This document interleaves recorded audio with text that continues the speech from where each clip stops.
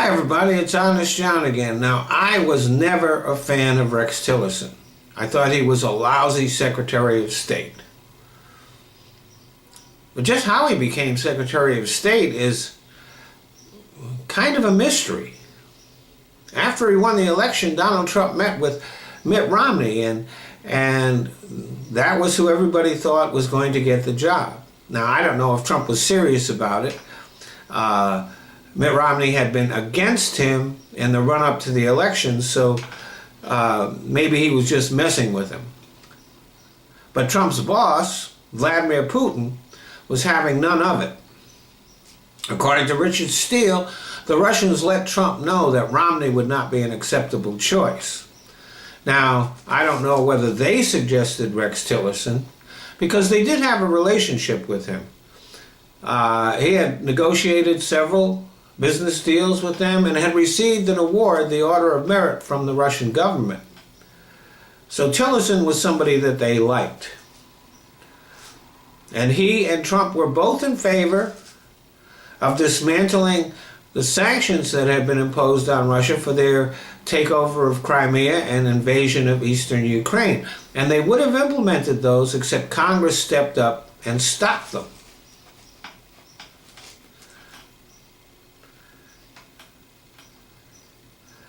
And Tillerson was not very good at his job. For one thing, the State Department is still understaffed. We don't even have an ambassador to South Korea at a time when we're about to enter into negotiations with North Korea. Experts in various affairs like Asia and Africa have left the State Department, and Tillerson has not replaced them. And his efforts at diplomacy have been amateurish and ham-handed and ridiculous.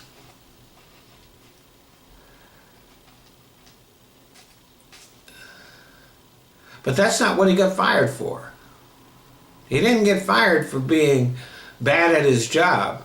He didn't even get fired when he called Trump a moron. Very accurate. What he got fired for was criticizing Russia, for standing with the UK after Russia committed murder on their soil.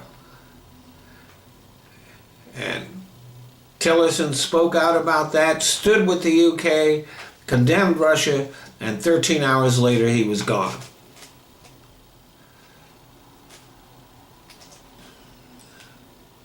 Might be noted here that Donald Trump has never uttered a single word of criticism of Vladimir Putin or Russia since he got in office, or even during the campaign.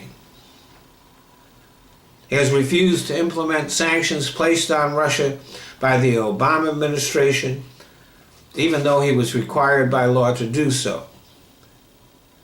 He has refused to take any action to prevent Russian meddling in our affairs in the future. And he has undermined NATO and our most important alliances. Only a fool would have any doubt that Trump is working for Vladimir Putin. As a matter of fact, the Russians aren't even keeping that a secret anymore. Olga Skarbina, a Russian state journalist, was on Russian TV and said, Trump is ours. So they're not even keeping it a secret that they're controlling Trump. Thanks for listening. Hey, thanks for watching my videos. And I want you to keep on doing that. Just not on YouTube.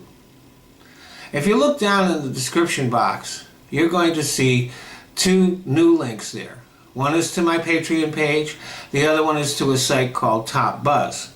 Now on Top Buzz, they're letting me monetize my video, and they're not even ads on them. So I'd like you to get in the habit of watching my videos there. Or you can go to my Patreon page, and if you want to become a supporter, that would be great. If you don't, you can still watch my videos there. But for me, YouTube is no longer worth bothering with. It's just a launching pad that I use to put my videos other places on the net. So I do want you to keep on watching my videos, but not on YouTube.